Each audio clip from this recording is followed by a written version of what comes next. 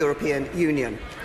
Today, the fifth round of negotiations begins in Brussels, and this government is getting on with the job of delivering the democratic will of the British people.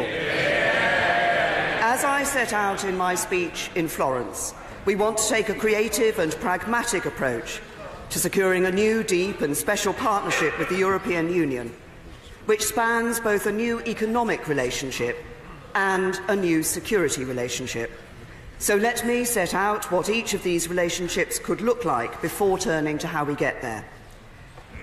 Mr. Speaker, I have been clear that when we leave the European Union, we will no longer be members of its single market or its customs union. The British people voted for control of their borders, their laws and their money, and that is what this government is going to deliver. At the same time, we want to find a creative solution to a new economic relationship. Order. Members must calm themselves. A little harsh. The honourable gentleman member for Southwark and Bermondsey has had something for breakfast which I counsel colleagues to avoid. Prime Minister. At the same time, Mr. Speaker, we want to find a creative solution to a new economic relationship that can support prosperity for all our peoples. We do not want to settle for adopting a model enjoyed by other countries. So if we have rejected the idea of something based on European Economic Area membership, for this would mean having to adopt automatically and in their entirety new EU rules over which in future we will have little influence and no vote. Neither are we seeking a Canadian-style free trade agreement, for compared with what exists today, this would represent such a restriction on our mutual market access that it would benefit none of our economies. Instead, I am proposing a unique and ambitious economic partnership.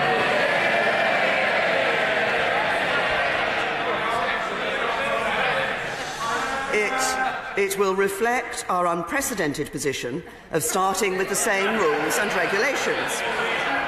We will maintain our unequivocal commitment to free trade and high standards, and we will need a framework to manage where we continue to align and when we choose to differ. There will be areas of policy and regulation which are outside the scope of our trade and economic relations where this should be straightforward. There will be areas which do affect our economic relations, where we and our European friends may have different goals, or where we share the same goals but want to achieve them through different means. And there will be areas where we want to achieve the same goals in the same ways because it makes sense for our economies. And because rights and obligations must be held in balance, the decisions we both take will have consequences for the UK's access to the EU market and EU access to our market. But this dynamic, creative and unique economic partnership will enable the UK and the EU to work side by side in bringing shared prosperity to our peoples. Let me turn now to the new security relationship. As I said when I visited our troops, when I visited our troops serving on the NATO mission in Estonia last month, the United Kingdom is unconditionally committed to maintaining Europe's security. And we will continue to offer aid and assistance to EU member states that are the victims of armed aggression, terrorism and natural or man-made disasters. So we are proposing a bold new strategic agreement that provides a comprehensive framework for future security, law enforcement and criminal justice cooperation, a treaty between the UK and the EU. We're also proposing a far-reaching partnership on how together we protect Europe from the threats we face in the world today. So this partnership will be unprecedented in its breadth and depth, taking in cooperation on diplomacy, defence and security and development. So let me turn to how we build a bridge from where we are now to the new relationship that we want to see. When we leave the European Union on the 29th of March 2019, neither the UK nor the EU and its member states will be in a position to implement smoothly many of the detailed arrangements that will underpin this new relationship we seek. Businesses will need time to adjust and governments will need to put new systems in place and businesses want certainty about the position in the interim. That's why I suggested in my speech at Lancaster House there should be a period of implementation, and why I proposed such a period in my speech in Florence last month. During this strictly time-limited period, we will have left the EU and its institutions, but we are proposing that for this period, access to one another's market should continue on current terms, and Britain also should continue to take part in existing security measures. The framework for this period, which can be agreed under Article 50, would be the existing structure of EU rules and regulations. Now, I know that some people may have some concerns about this, but there are two reasons why it makes sense. First, we want our departure from the EU to be as smooth as possible. It wouldn't make sense to make people and businesses plan for two sets of changes in the relationship between the UK and the EU. Second, we should concentrate on negotiating time and capital on what really matters, the future long-term relationship we will have with the EU after this temporary period ends.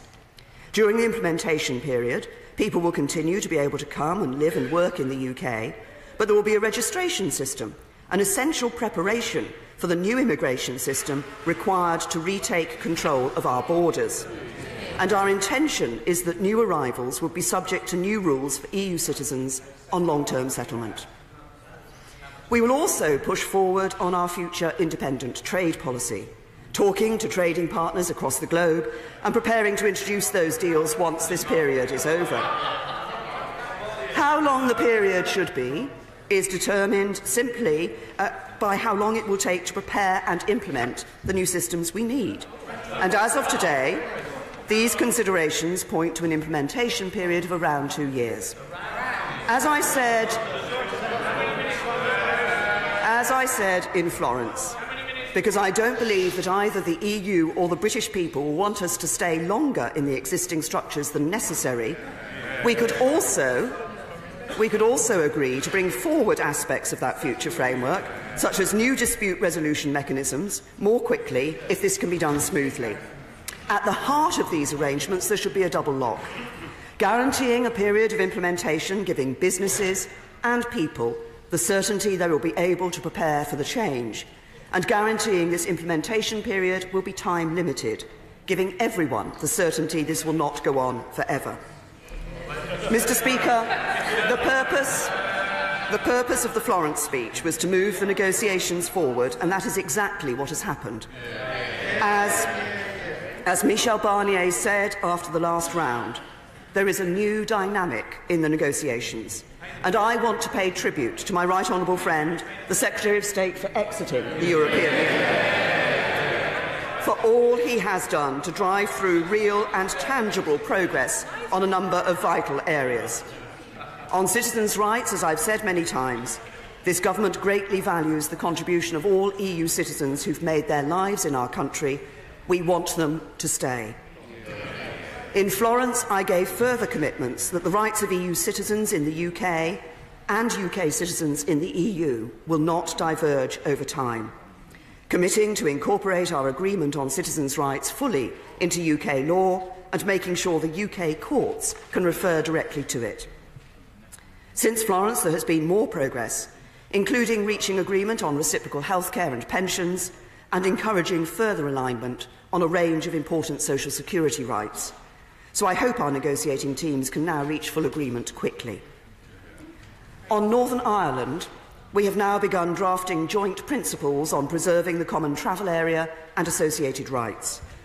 And we have both stated explicitly we will not accept any physical infrastructure at the border. We owe it to the people of Northern Ireland, and indeed to everyone on the island of Ireland, to get this right. Then there is the question of the EU budget. As I've said, this can only be resolved as part of the settlement of all the issues that we are working through. Still, I do not want our partners to fear that they will need to pay more or receive less over the remainder of the current budget plan as a result of our decision to leave. The UK will honour commitments we have made during the period of our membership. And as we move forwards, we will also want to continue working together in ways that promote the long-term economic development of our continent. This includes continuing to take part in those specific policies and programmes which are greatly to our joint advantage, such as those that promote science, education and culture, and those that promote our mutual security. And as I set out in my speech at Lancaster House, in doing so, we would want to make a contribution to cover our fair share of the costs involved. Mr. Speaker, I continued discussions on many of these issues when I met with European leaders in Tallinn at the end of last month. And in the bilateral discussions I've had with Chancellor Merkel, Prime Minister Szydło, President Tusk and the Taoiseach Leo Varadkar, they welcomed the tone set in Florence and the impact this was having on moving the negotiations forwards. Preparing for life outside the EU is also about the legislative steps we take. Our EU withdrawal bill will shortly enter committee stage, carrying over EU rules and regulations into our domestic law from the moment we leave the EU. And today, we are publishing 2 white papers on trade and customs. These pave the way for legislation to allow the UK to operate as an independent trading nation and to create an innovative customs system that will help us achieve the greatest possible tariff and barrier-free trade as we leave the EU. And while I believe it is profoundly in all our interests for the negotiations to succeed, it is also our responsibility as a government to prepare for every eventuality. So that is exactly what we are doing. These white papers also support that work, including setting out steps to minimise disruption for businesses and travellers. Mr. Speaker, a new deep and special partnership between a sovereign United Kingdom and a strong and successful European Union is our ambition and our offer to our European friends. Achieving that partnership will require leadership and flexibility, not just from us, but from our friends, the 27 nations of the EU. And as we look forward to the next stage, the ball is in their court, but I'm optimistic it will receive a positive response. Because what we are seeking is not just the best possible deal for us, but I believe that will also be the best possible deal for our European friends too. So while, of course, progress will not always be smooth, by approaching these negotiations in a constructive way, in a spirit of friendship and cooperation, and with our sights firmly set on the future, I believe we can prove the doomsayers wrong. And I believe we can seize the opportunities of this defining moment in the history of our nation. Mr. Speaker, a lot of the day-to-day coverage is about process. But this, on the other hand, is vitally important. I am determined to deliver what the British people voted for and to get it right. That is my duty as Prime Minister. It is our duty as a government, and it is what we will do. And I commend this statement to the House. Jeremy Corbyn. Thank you, Mr. Speaker, and I would like to thank the Prime Minister for the advanced copy of the statement. 16 months on from the referendum, no real progress has been made.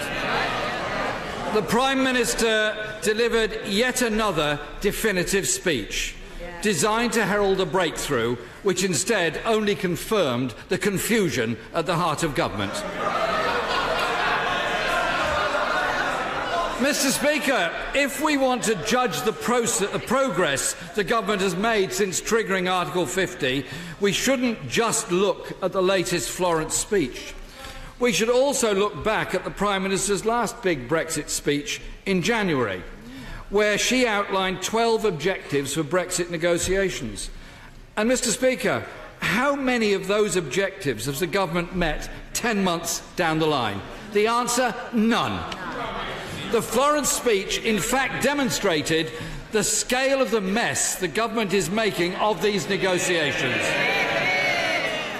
15 months on from the referendum, we're still no clearer what the future of this country will look like. The question must be asked, what on earth has the government been doing all this time? Calling an election in which voters refused to give the Prime Minister the mandate she wanted. Since then, Since then, Cabinet Ministers have been squabbling amongst themselves all that time. 15 months wasted. I'm sure the Prime Minister wanted her speech in Florence to bring life to these critical negotiations. On the substance of the speech itself, I'm pleased that the Prime Minister has taken Labour's lead and accepted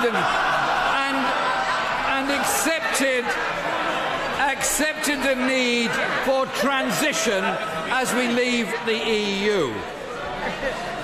However, Mr. Speaker, it is still unclear what the Prime Minister envisages for a transitional period, or how long it will last. The Prime Minister said the implementation period would last around 2 years, yet the Foreign Secretary interprets that as 2 years and not a second more, while the Chancellor hints it might be more. He's here, he could correct us on this. She told us during a transition access to one another's markets should continue on current terms. Yet, at the Conservative Party conference, the Secretary of State for International Trade contradicted this and said, "We will leave the single market and the customs union at the end of March 2019. The Immigration Minister told his party conference that freedom of movement will end as we know it in March 2019. So how does this square with the Prime Minister's assertion that we continue on current terms during the transition? It can't be both. Can the Prime Minister clear up the confusion and tell the House exactly what her implementation period means in terms of the single market, customs union and freedom of movement? Mr. Speaker, on the financial settlement with the EU, the Prime Minister has offered to commit funds to ensure no EU member state has to pay more into the EU budget until the end of the current framework. We welcome this as a sensible offer. However, can the Prime Minister confirm whether the UK will be willing to pay money to the EU post-transition to access programmes which benefit this country? It's an important issue for many parts of Britain. On the issue of citizens' rights, the Prime Minister says this is an area where progress has been made with the EU.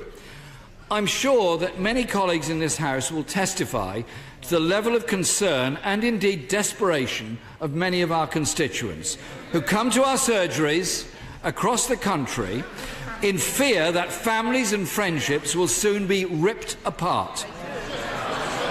So, Mr. Speaker, no, it's not scaremongering, Mr. Speaker. This is a serious issue. This is a serious issue that affects many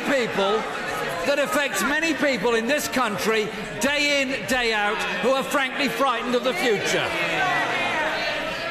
So, Mr. Speaker, I call on the Prime Minister again today, listen to the TUC and the CBI and unilaterally guarantee the rights of EU nationals living in the UK.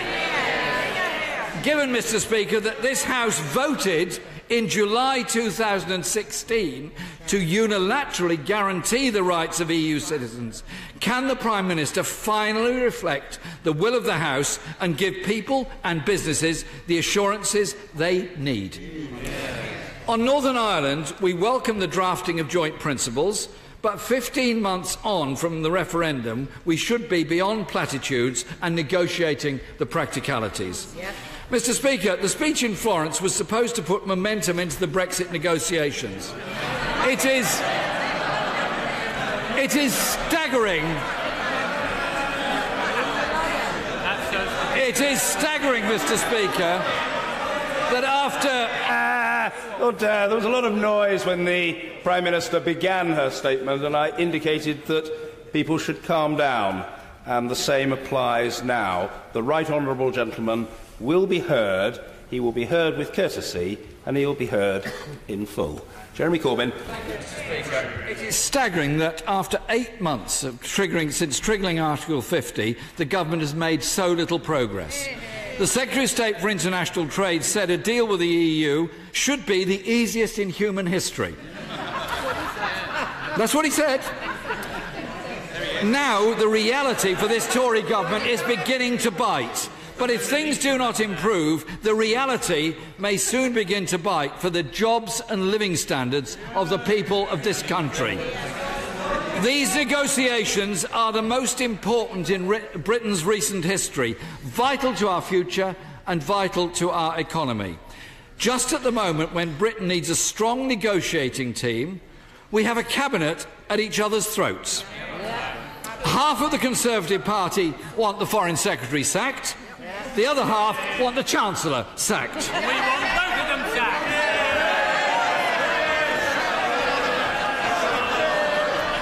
Mr. Speaker. Mr. Speaker.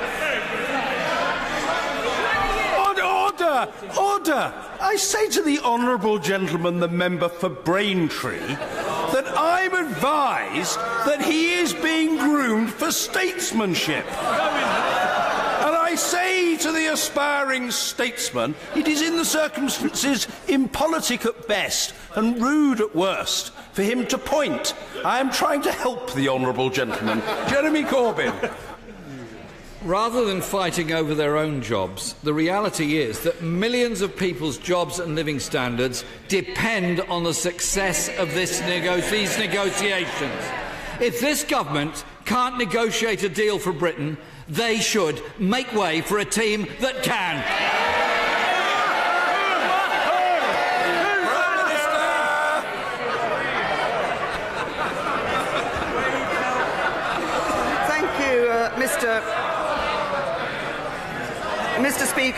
Mr. Speaker, the Right Honourable Gentleman talks about what has happened over the last 15 months. Well, I'll tell him what has happened. This government has triggered Article 50 and is negotiating the leaving of the European Union. And we are negotiating the practical details that need to be in place to ensure that we first of all get the best possible deal for the UK, and that secondly, that we get a deal where the withdrawal is as smooth and orderly as possible. Now, he talks about a number of these issues. He says that the Florence speech was due to give momentum to the talks. Indeed, it has given momentum to the talks. But I happily say to the Right Honourable Gentleman, the last thing we need in these talks is his momentum.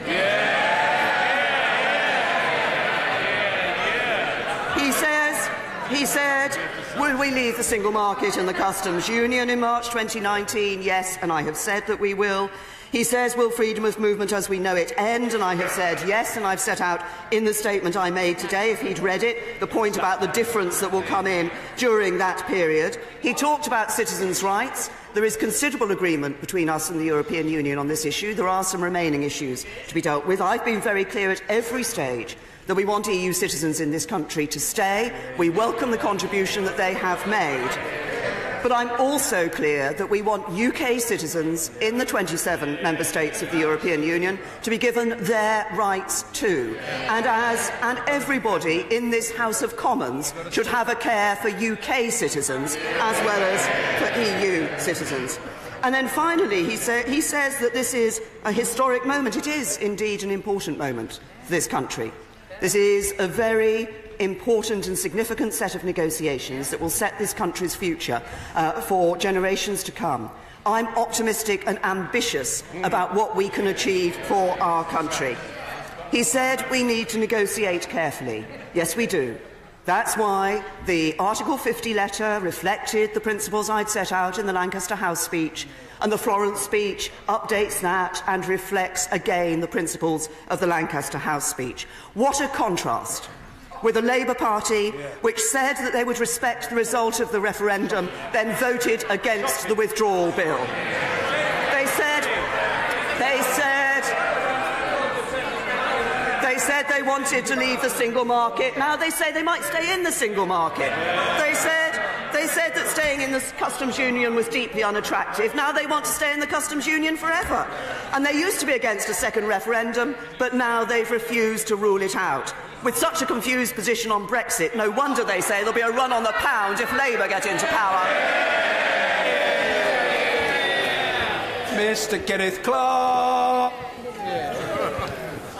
Mr. Speaker, will the Prime Minister reassure me that the statement clarifies that it's not the government's policy, on the one hand, to seek to remove all trading barriers with countries like Japan and the United States, but on the other hand, to seek to create new regulatory, customs and tariff barriers with the European Union, which at the moment we have free trade and which is our largest trading partner in the world. And if that is correct, and that is consistent perhaps with what she's just said, as she recalls no doubt that ultra-Brexiteers, including the present Foreign Secretary, assured citizens during the referendum campaign that no difference at all would take place in our trading relationships with Europe because they needed to sell us their Mercedes and their Prosecco, then would it not be best to proceed with the negotiations on the basis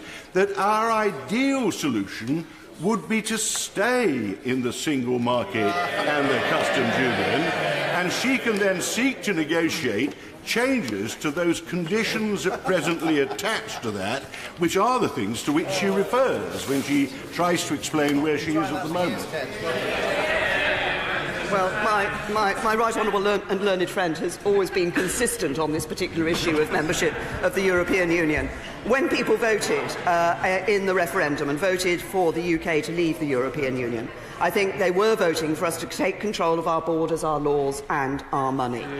If we were to remain full members of the customs union and the single market, that would bring with it continuing jurisdiction of the European Court of Justice into the future forever. It would also bring with it the requirement for free movement.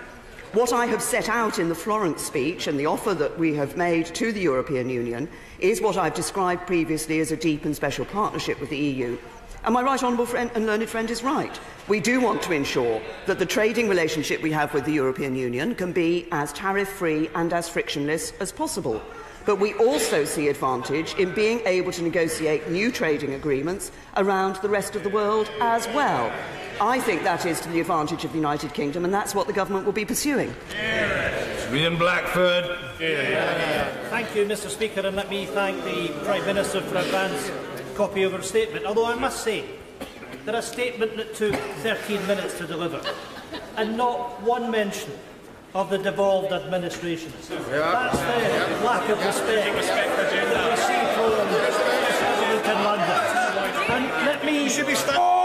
Order. It is a considerable discourtesy, I say to the Honourable Gentleman of North West Leicestershire, to walk out of the chamber past the member who's on his feet in the middle of his attempted intervention. It is a point that is so blindingly obvious that it shouldn't need to be notified to the Honourable Gentleman. But as he wasn't apparently aware of the discourtesy involved, he now is.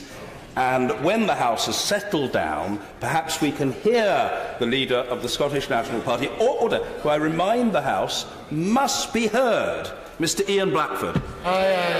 Thank you, Mr. Speaker. Now, we respect the fact that the UK has voted to come out of Europe. But we were told in our referendum in 2014 that if we stayed within the UK, then our future in Europe would be preserved. And we have the situation today that Scotland has voted to remain, and in particular wants to stay in the single market and the customs union. It's about time that we got some respect from the government. Mr. Speaker, the situation is now critical. Can I say to honourable gentlemen, I can hear them chuntering. If they want to catch the Speaker's eye, they're entitled to do so, but perhaps they may show a little bit of respect. These are important matters, and the public are watching this behaviour. Mr. Speaker, we stand on the brink of being dragged out of the European Union with no deal in place and no automatic introduction of WTO rules. A catastrophe for Scotland, threatening up to 80,000 jobs in our country alone. The reality, Mr. Speaker, is the President of the European Commission has said that a miracle needs to happen for there to be any progress in these negotiations. Meanwhile, the European Parliament voted last week to stop negotiations moving on to the next phase, citing lack of progress.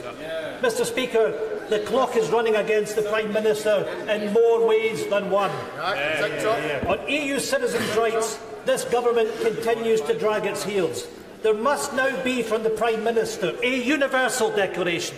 A universal declaration that EU citizens in the UK can have their current citizen and rights protected after exit day. No ifs, no buts, do it today. I urge the Prime Minister to listen to the voices of the devolved administration. We will not accept this legislation as it stands. A complete violation of the Scotland Act and biggest power grab since devolution. Indeed, just last week, the author of Article 50, Lord Kerr, said that Westminster is trying to break the founding principle of the devolution settlement. The SNP has set out 3 key tests on Brexit for this government. 1, as an absolute minimum, we want continued membership of the single market and the customs union. 2, declare now without delay that EU citizens' rights are guaranteed. And 3, this government must accept that the withdrawal bill as it stands cannot proceed in its current form. So will the Prime Minister live up to these asks, and will she end the moral floundering of EU citizens' rights now? I'm sure, as the honourable gentleman knows, there will be a meeting next week of the JNC, which brings the devolved administrations together with ministers here in the government. There have been bilateral discussions between the First Secretary of State and ministers in the Scottish Government and the Welsh Government as well on an ongoing basis over the summer. The honourable gentleman refers to citizens' rights. Could I just remind him that during the Scottish independence referendum, which he referred to, which took place in 2014, the First Minister told EU nationals that if the EU did not allow an independent Scotland to rejoin, which was clear they would not do, EU nationals would lose the right to stay here. Now, they now take a completely different... Oh, they shake their heads. They shake their heads, but that was what the First Minister said at the time. And I also say to the honourable gentleman, he references what I said in my statement. Yes, my statement was about the position of the United Kingdom government in the UK's negotiations with the European Union. And Scotland is part of the United Kingdom. Mr. Ian Duncan Smith. Mr. Speaker, may I warmly welcome my right honourable and very good friend, our Prime Minister's statement today on the plans that she has for the negotiations. And can I press her a little bit on this and ask her to elaborate a little bit further? That in the course of her statement she made it clear that the ball was back in the EU's court. Is it not reasonable to expect that, given all of the negotiations and discussions and progress made, that the EU now should engage the United Kingdom on what is beneficial to both them and to us, which is an ongoing free trade arrangement to be done and completed by March 2019? Well, I thank my right honourable friend, and he's absolutely right. And what we see is an increasing interest in actually moving on to talking about that issue, which, as he says, will be absolutely not just in our interest, but in the interests of the European Union. That's what's right for both of us. We want it negotiated by March 2019, so we can take the UK will come out of the European Union, and we know what that new partnership and trade agreement will be. Ed Miliband. Can I ask the Prime Minister, she has said very clearly that she believes that on her plans we will be out of the customs union and the single market by March 2019. Now, that was not the impression I got from the Florence speech. Could she therefore explain how the arrangements that she is seeking for the transition differ from being members of the single market and the customs union for the period of the transition? I have to say to the right honourable gentleman, as we leave the European Union in March 2019, we will leave the full membership of the customs union and full membership of the single market. What we then want is a period of time when practical changes can be made as we move towards the end state, the trade agreement that we will have agreed with the European Union. We have to negotiate for that implementation period what the arrangements would be. I expect we have suggested that that should be a new agreement, an agreement that we should be able to operate on the same basis and on the same rules and regulations. Sir William Cash. Thank you, Mr. Speaker. My right honourable friend's Florence speech stressed the fundamental principles of UK democracy and accountability in this House, upon which all else depends. The opposition voted against the Withdrawal and Repeal Bill and the repeal of the European Communities Act 1972. Does she agree that our voters have every right to hear a public explanation from the opposition, Remainers and Reversers as to why, despite the referendum vote, they still subscribe under the EU's undemocratic system of lawmaking to a closed-door Council of Ministers where decisions are taken behind closed doors, largely in secrecy, which contrasts so vividly with what goes on in this House with bills, with amendments and with speeches and with votes recorded. Well, I say to my honourable friend, he's absolutely right to point the finger at the opposition on this particular issue. They claim they're going to support the result of the referendum, yet they vote against the very bill that will put that into place. Not only do they do that, but in voting against the EU withdrawal bill, they have voted against bringing environmental regulations into UK law and bringing workers' rights into UK law. The Labour Party voting against bringing workers' rights into UK law. It's this government that's supporting them. The Hillary Men. Thank you very much, Mr. Speaker. 4 days ago, the Deputy Governor of the Bank of England said that the UK financial services industry needs a transitional deal by Christmas, or else it will begin implementing its contingency plans that the Chancellor is well aware of to shift jobs and activities across the Channel. Telling the House, as the Prime Minister did today, that the ball is now in the EU's court doesn't exactly give those businesses the comfort and certainty that they require. So could the Prime Minister tell the House what her plan now is to break the negotiating logjam and achieve that deal in time for it to do its job for a sector of the economy that employs over 1 million people? I say to the right honourable gentleman that what the Florence speech did was set out some details on an implementation period and how we think that that could operate. We now wait for the European Union to respond to that detail that we have set out. I recognise the concerns that business have for an implementation period, but I finally would say to the right honourable gentleman that this whole process is not helped by the vast majority of Labour MEPs voting against moving on to the next phase of talks. John Redwood. I welcome the Prime Minister's statement that the government will press on with working out the details for no deal. That is a very prudent thing to do, and there will be no cliff edge for British business. And does the Prime Minister agree that it will send a very good message to the European Union that we can do that, but she is offering something so much better and more positive, which is in their interest to accept. But any deal they counter with has to be better than no deal. Yes, my right honourable friend is absolutely right. I think we've offered a very good arrangement for the future to the European Union. I think it's not only in our interests, I think it's in their interests as well. But as any prudent government would, we continue to make plans for every eventuality. I think that's only the sensible thing for us to do. Then Bradshaw. Is it her understanding that, if necessary, it is possible to halt the Article 50 process? The position was made clear in a case that went through the Supreme Court in relation to the Article 50, and the government made clear that we have no intention of revoking that. We will be delivering on the vote of the British people. Sir Nicholas Soames. Mr. Speaker, will my right honourable friend, as she wrestles with the inevitable compromises essential to securing the opportunities of Brexit in the national interest, and in view of this enormous administrative challenge, will she consider refining the machinery of government by creating an inner cabinet to drive forward the work across the government and thus retain greater grip and control over the whole process? Ooh, very good. As I do, my right honourable friend, we have the government ministers meet in a variety of forms to consider these particular issues. Before the Florence speech, I was pleased that the whole cabinet came together and signed up to that speech. And of course, we have various discussions about the various elements of the negotiations. But I can assure my right honourable friend that what we're aware of is the need to be able to make sure that we can make swift decisions when that is necessary in the negotiating process. Christopher Leslie. Mr. Speaker, may I press the Prime Minister to clarify her answer to my right honourable friend, Member for Exeter, because he wasn't asking about government policy. He was asking a very straightforward question. Has the government received any legal advice that the Article 50 notice can be revoked?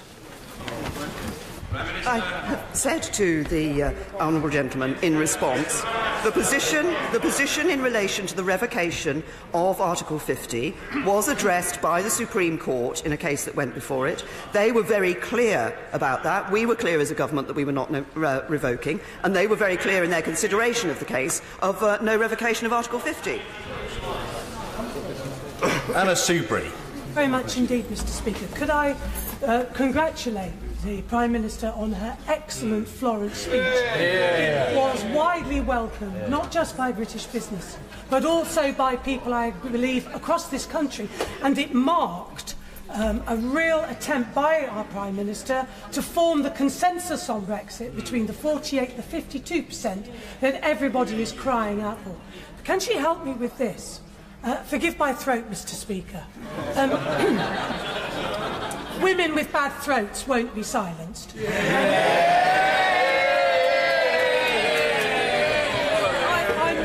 may have not heard this properly or understood. Was the Prime Minister saying that at the end of by March 2019, if we haven't got a deal as to the final Brexit arrangements, then we will jump off the cliff and there will be no deal? Or is she saying that we will go into a period of transition and during that time those vital negotiations can continue? The period after March 2019 is an implementation period to implement the practical changes necessary to move to the final arrangement and the final new partnership that we have with the European Union. So, as the Article 50 process itself sets out, the expectation is that it is a 2-year process to negotiate the arrangements, negotiate withdrawal and take into account and therefore know what the future relationship is going to be. So I expect, and we are working on, having that future arrangement negotiated by the 29th of March 2019. But as I say, because the chances are, that may very well, the details of that may very well come quite late in the process, it won't have been possible for anybody, governments or businesses or individuals, to have made the practical steps necessary to move to that position. And so to get as smooth as possible a withdrawal so that there isn't a cliff edge, we have that period of implementation. And then that moves us to the final arrangement that has been negotiated for by March 2019. Pat McFadden. Mr. Speaker, further to the question asked by my honourable friend, the member for Nottingham East, which, with respect to the Prime Minister, was not about the Gina Miller case, but was about government legal advice. Can she tell the House whether the government has received legal advice that Article 50 is revocable? I'm sorry, I have to say to the Right Honourable Gentleman, and perhaps I should have said this to his Right Honourable friend, the member for Exeter, initially, of course, we don't comment on legal advice that's been received, but the position was very clear in that case that the Right Honourable Gentleman has referred to. The Supreme Court were very clear that they operated on the basis that Article 50 would not be revoked. Mr. Owen Patterson. A most encouraging statement. Recently in Washington, I found very widespread enthusiasm amongst our American friends at the prospect of signing a free trade deal. The House is in a very excitable state. I've always enjoyed listening to the Honourable Member for North Shropshire, and I've been doing so for 20 years. I want to continue to do so. Let's hear the Right Honourable Gentleman. He can normally be heard, but the braying and banter was so loud I couldn't hear the fella. Let's hear him. Owen Patterson. Mr. Speaker, for your benefit, I found widespread enthusiasm right across the American political firmament for the prospect of signing a free trade deal with the United Kingdom. Our American friends will welcome her statement yet again that we will leave the customs union, as that's a prerequisite for signing a deal. Could she give them her best estimate as when, after March 2019, we could actually sign a deal with third countries of a friendly nature like the United States of America? Can I echo the comments that my right honourable friend has made? That's exactly what we found in our dealings with the American government, and we have a working group working with the American government on issues relating to trade matters. The issue of the implementation period and the exact arrangements that are there during that implementation period will, of course, be part of the negotiations and a matter for those negotiations. But we're clear that during that implementation period, it should be possible for us to continue to negotiate trade agreements, but of course we wouldn't enter into anything which was contrary to the agreement that we had come to with the European Union. Chukaramuna. Thank you, Mr. Speaker. The Prime Minister has been asked several times about implementation or transition and has not made any sense at all in the answers she has given. She has said today that she foresees a framework for transition of around 2 years along the existing structure of EU rules and regulations. Well, the existing structure has a single market and customs union at its heart. How can what she is proposing for her implementation period be anything other than continued membership of the customs union and the single market, which our companies require? I'd say to the honourable gentleman, and I thought I had explained it in response to one of his honourable friends, as of 29th of March 2019, we leave the European Union. That means we leave full membership of the customs union, full membership of the single market. We will, as part of that, this is our proposal to the EU, have negotiated an implementation period to take us in a smooth and orderly process so that the practical changes can be made towards the end state, the end agreement that we will have with the European Union. How long that lasts, of course, how long that needs to last, will depend significantly, I'm coming to his point, will depend significantly on the nature of that agreement and how different it is from the current arrangements. But during that period, what we are proposing is that it is in the interests of individuals and businesses for both sides to be able to continue to operate on the same basis as they do today. That would be part of the withdrawal agreement that we propose to negotiate with the European Union. So that negotiation would be about the basis on which we operate during the implementation period. I was going to call a fellow, but he's beetled out of the curtainage of the chamber, so I can't. But he may beetle back again, but we'll see. Mr. Jacob Rees-Mogg. Thank you, Mr. Speaker. Will my right honourable friend confirm unequivocally that after the 29th of March 2019, the European Court of Justice's writ will no longer run in any way in this country, and that any new laws that are agreed under the acquis communautaire after that date will not have effect here unless agreed specifically by Parliament? My honourable friend has actually raised two separate issues, but elided them together. The first is about the European Court of Justice. As I've just said in answer to a number of questions, we want to have a smooth and orderly process of withdrawal with minimum disruption. That's why we want that implementation period, and we have to negotiate what will operate during that implementation period. And yes, that may mean that we will start off with the ECJ still governing the rules we're part of for that period.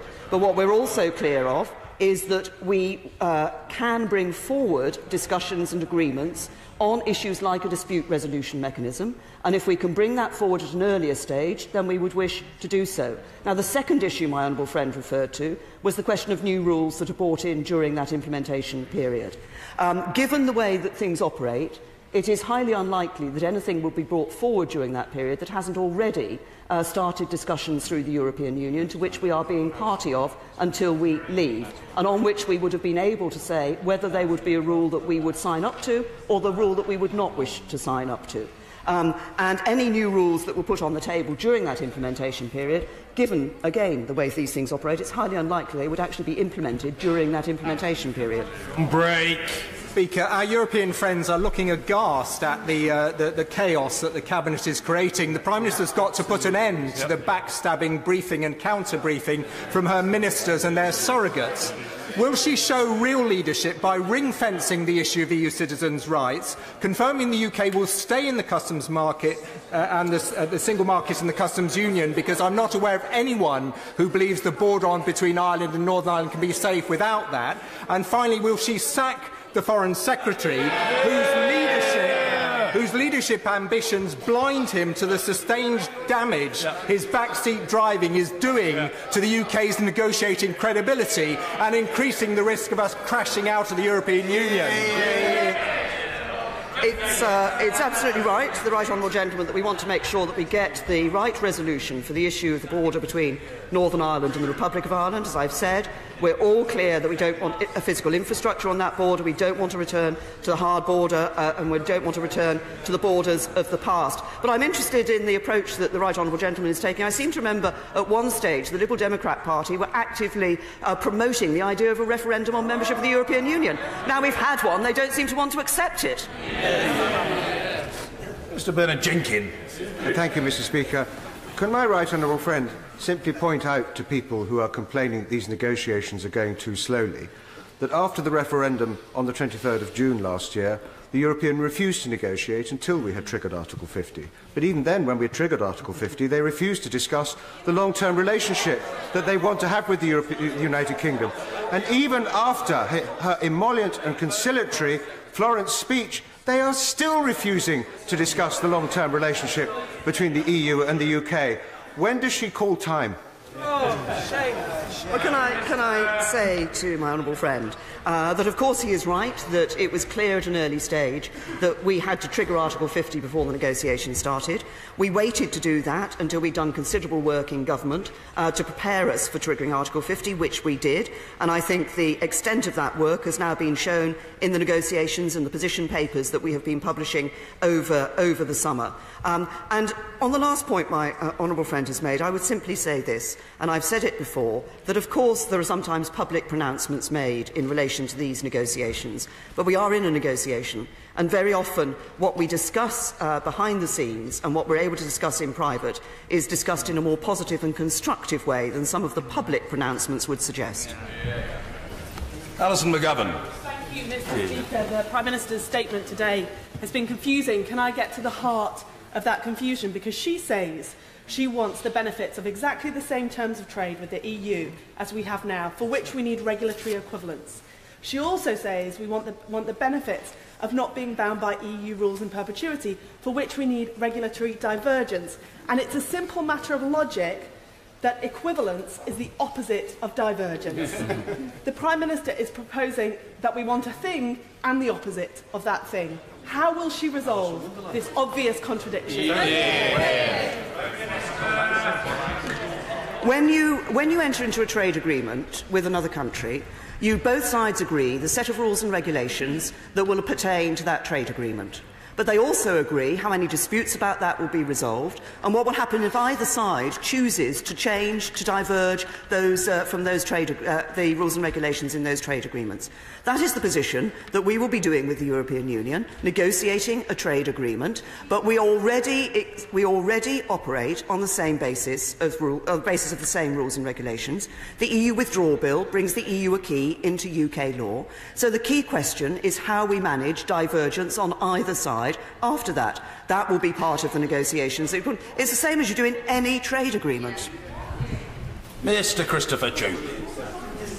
Does my right honourable friend believe that the European Union genuinely wants a dynamic and creative future trade relationship with the United Kingdom in accordance with her vision? And if so, where is the evidence for it? Well, can I just say to my honourable friend that, yes, I believe, first of all, that sort of relationship is in the interests of the member states of the remaining 27 member states of the European Union. And I also believe that as they are coming to look at this issue, which is one that I think they haven't focused on previously, but Florence has now triggered their thinking on this issue, they will see the benefits that such a relationship will bring not just to us but to them as well. Thank you, Mr. Speaker.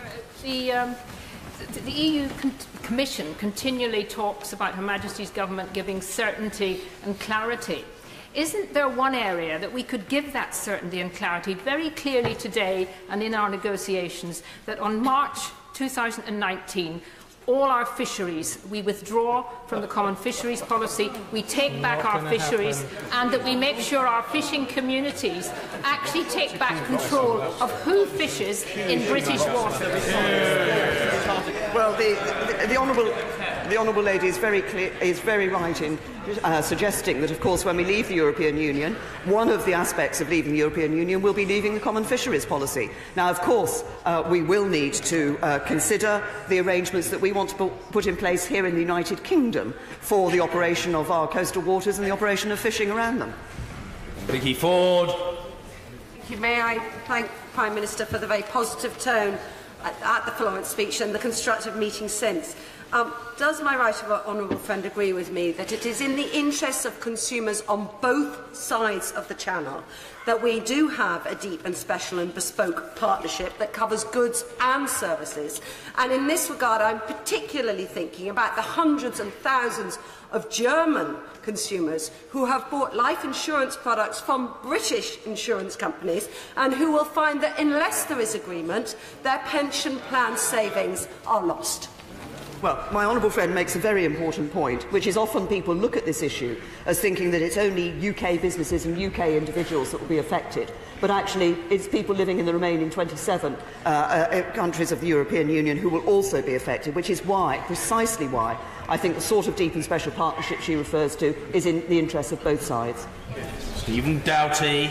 Mr. Speaker, the shambles and division on the front bench would be funny if there weren't such serious consequences for our economy, for our jobs and for the future of this country and the world. And the Prime Minister is simply not being honest on a whole series of consequences for this country. Excuse me, Mr. Speaker. She's not being transparent, Mr. Speaker. Thank you. She's not being transparent with the public about the consequences for our economy. Will she say how much money has she put aside to deal with a disastrous no deal? And secondly, will she publish the economic assessments that have been made by the Secretary of State sitting next to his department onto the impact on 50 sectors in our economy? Shall I say to the honourable gentleman, he talks about the position of the government. The position of the government is very clear. It's been set out in the Florence speech. It's an offer to the European Union, and we await discussions with them on that particular issue. I've also been clear, as I was from Lancaster House onwards, that where it is possible for us to give information and to update on the negotiations, we will do so. But we will do nothing which will undermine our position in the negotiations. James Duddridge. Mr. Speaker, given Germany and France export more to us than we export to them, what discussions has she had with her French and German counterparts, getting them to pressurise the EU institutions to get a good deal for France and Germany, which means negotiating faster, more effectively, getting shared understanding of what we can both gain from this deal? I assure my honourable friend that I do have discussions with the leaders of France and Germany, and indeed of other member states within the European Union, because there are others that also have a significant economic interest in our future relationship, such as the Dutch and the Belgians for the economic activity at their ports. And we discuss with them the arrangements for the future, and I think, as I said a little earlier, there is a growing sense and recognition of the importance of having that deep and special trading relationship for the future for both sides. Catherine West. Would the Prime Minister please tell the House the cost of Brexit to the public purse in A, where there is a deal, and B, where there is no deal? Doesn't know. I have to say to the honourable lady, of course, it's not possible to answer that question until we know that we are negotiating a deal. We will not have negotiated that deal until, I suspect, close to the end of the period in which it has been set aside for it. And at that point, we'll be able to see what the benefits of that deal will be for the future of the British economy. Mark Francois. Thank you, Mr. Speaker. I commend the Prime Minister on her detailed statement, which was in stark contrast to the Leader of the Opposition, who left the House completely in the dark as to his own position. Quite right. Can she solve a dilemma for me? Why, if the Labour Party are so concerned about Brexit, or even indeed for the security of EU nationals after we leave, could they not bring themselves to debate this matter at all at their own party conference in Brighton?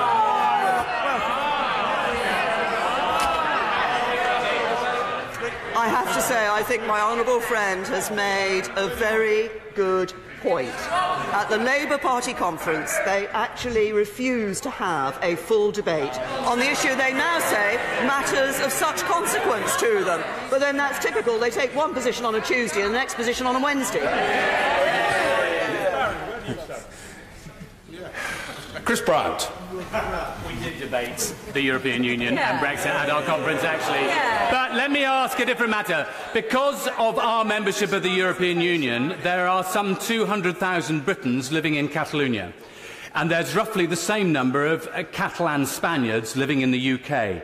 Now, I don't think anybody in this House supports the police brutality that we've seen in Spain, but the French government has been absolutely clear that if Catalonia tries to declare itself independent unilaterally, it will not recognise Catalonia. Will the Prime Minister today make that same guarantee for Britain?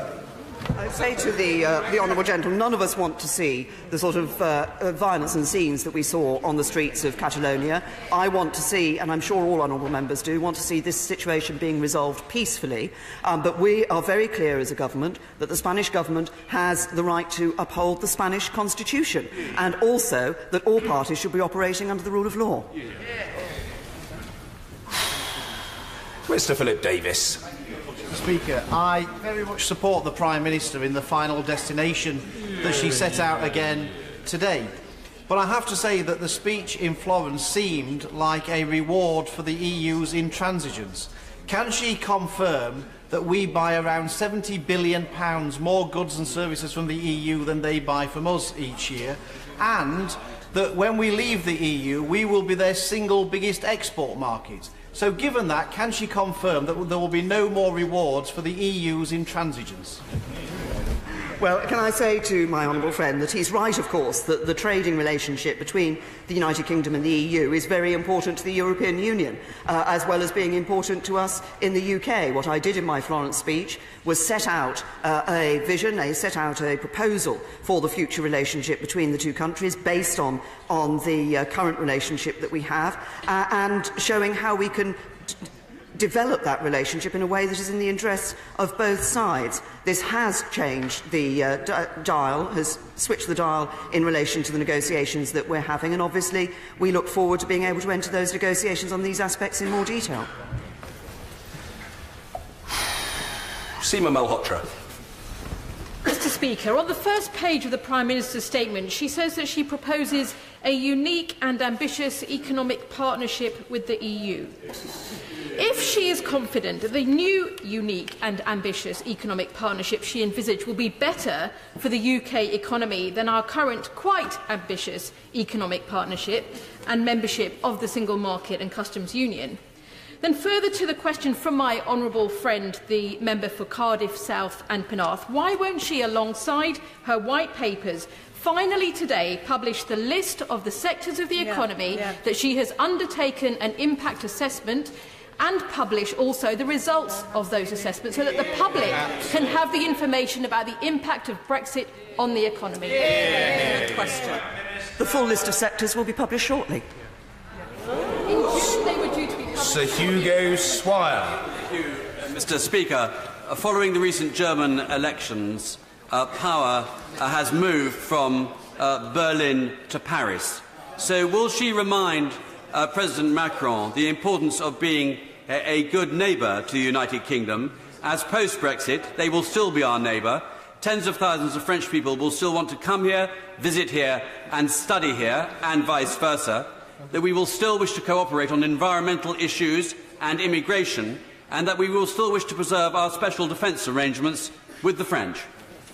Well, my honourable friend has made an important point about our future, not just our future relationship with the European Union, but our future bilateral relationship with France. And I can assure him that the discussions that I have with President Macron, that other ministers have with their opposite numbers, are all based on us not just maintaining but enhancing that future bilateral relationship. Paul Flynn. Does the two crippling tariffs imposed by her American friends on the British Bombardier jobs prove the jobs hell that Brexit or a no deal will create? That, of course, the judgment that came out of the American Department of Commerce is a preliminary judgment. We await the final judgment of that department, and of course that can then go to the issue can then go to a trade commissioner. We continue to work with the US government, the Canadian government, and with Boeing and Bombardier to bring about a resolution to this dispute to protect the important jobs in Northern Ireland. And I understand my right honourable friend, the Business Secretary, will be making a statement on this tomorrow. George Freeman. after the funfair of the conference season, can I welcome the Prime Minister back in her place as leader of this party, this government and this country to the serious business of government, and congratulate her on the steely determination she showed last week, including setting out a rather inspiring commitment to see this through on behalf of the next generation. Could I ask the Prime Minister, when she heard the Leader of the Opposition refer to Labour's policy of a transition phase, did she, like me, think that that must be the one that the Prime Minister announced in her Lancaster House speech? The only transition I see is a transition from a once great Labour Party to a party of Venezuelan socialism. Well, I think my honourable friend has it absolutely spot on both counts. And indeed, in my Lancaster House speech, I said I want us to have reached an agreement about our future partnership by the time the two-year Article 50 process has concluded. From that point onwards, we believe a phased process of implementation to enable us to prepare for the new arrangements will be in our mutual self-interest. So, indeed, we thought of the implementation period quite a long time ago. Anne Clwyd. Thank you, Mr. Speaker. Given that I've asked the Prime Minister 3 times in this chamber the same question, given the importance of the European Parliament in the negotiations, last time I asked her, when will she address the plenary of the European Parliament? When will she do it? I thank the Honourable Lady, and she has, and I have spoken to the President of the European Parliament about my going over there and speaking with either the plenary or indeed the Council of Presidents of the European Parliament, and I believe our offices are negotiating on a date at the moment. Ah, yes, Mr. James Cleverly. Thank you, Mr. Speaker.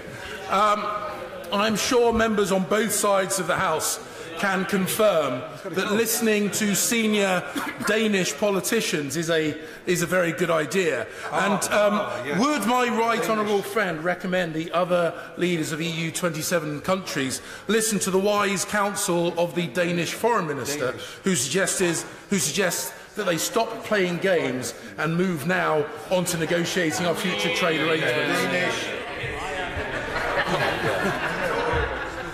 Thank you. I thank my honourable friend, and of course that reaffirms the point that I was making earlier, that there are many in the European Union who do believe the time is now right to move on to that discussion of trade negotiation. Mr. Stephen Kinnock. A perfect segue, Mr. Speaker. In Danish. Thank you, Mr. Speaker. I won't do it in Danish, not today. The Prime Minister's commitment to a transition deal was a welcome reality check in this whole process. But the European Parliament resolution of the 3rd of October states that a transition period can only happen on the basis of the existing EU regulatory, budgetary, supervisory, judiciary and enforcement instruments. Does the Prime Minister agree with the terms of that resolution? That is the view of the European Parliament and the resolution that they took. I've put out in my statement and indeed in my Florence speech that we expect that the implementation period will be based on the current rules and regulations, but of course this is part of the negotiation. Sir Desmond Swain. Sir, in order to negotiate an outcome consistent with the ambition that she set out, isn't it absolutely essential that we invest in preparations against the possibility of no agreement at all? Yes, I can absolutely agree with my honourable friend on that, and that's precisely why that's exactly what the government is doing. I'm sure the Prime Minister knows that the Supreme Court did not opine on the question as to whether or not Article 50 was revocable, because the question in front of them was about our involvement. So why, when asked about this by my right honourable friend for Exeter, about what advice she's had recently, has she relied on the Supreme Court? The point that I made in relation to the Supreme Court is that the Court proceeded on the basis that Article 50 would not be revoked, and I gave the answer to one other of her honourable friends about what government does or does not say about legal advice. Mr. Crispin Blunt. Thank you, Mr. Speaker. Can I congratulate the Prime Minister for the tone she has set in the run-up to the decision of the October Council?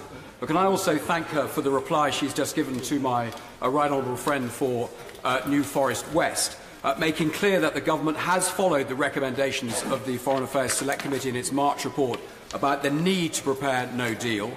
And will she confirm that individuals and businesses are also going to need to be in a position to make their own contingency plans, and if these negotiations are postponed for at least 2 months on the final settlement in October, does she accept that the government is then going to have to surface its no-deal preparations so that businesses and individuals can share in making the necessary preparations? Because this is going to rely also on a vote of the European Parliament, and we saw what happened last week with the Labour MEPs supporting a position absolutely against the interests of the United Kingdom. Can I say to my honourable friend that, first of all, obviously, I still expect that we will be able to negotiate a good deal, and that's what we are working for. And it is, of course, important that we take businesses along with us, and we discuss and hear from businesses their reaction to the various issues that are being raised in the negotiations. Indeed, I and a number of other Cabinet Ministers were present at the Business Advisory Council that we held in number 10 Downing Street today. But my honourable friend's question seemed to be based on the premise that if we hadn't got a formal notification of sufficient progress in October, then it meant we weren't likely to get a deal. I don't believe that that is the case. I believe, as has been indicated by other honourable friends, that actually we are seeing more of a movement on the European Union side to recognise the importance of discussing the trade negotiations and to be considering the necessity of an implementation period. Lady Herman. Thank you very much indeed, Mr. Speaker. Let me begin by commending the Prime Minister warmly for keeping going at our conference speech. It couldn't have been easy. The Prime Minister will be well aware, and I'm sure other members of the House will be well aware, that the Good Friday Agreement of 1998 was voted on by thousands and thousands of people in Northern Ireland and the Republic of Ireland, and had a majority in both Northern Ireland and the Republic of Ireland. I'm very pleased today that the Prime Minister has said that we owe it to the people of Northern Ireland and to the people of the Republic of Ireland to get it right, to get Brexit right. So would the Prime Minister please look very seriously at introducing a government amendment to the EU withdrawal bill, which guarantees on the face of that legislation that no regulations made under that bill will repeal or amend the Good Friday Agreement. I think that would be very helpful to people in Northern Ireland and the Republic of Ireland.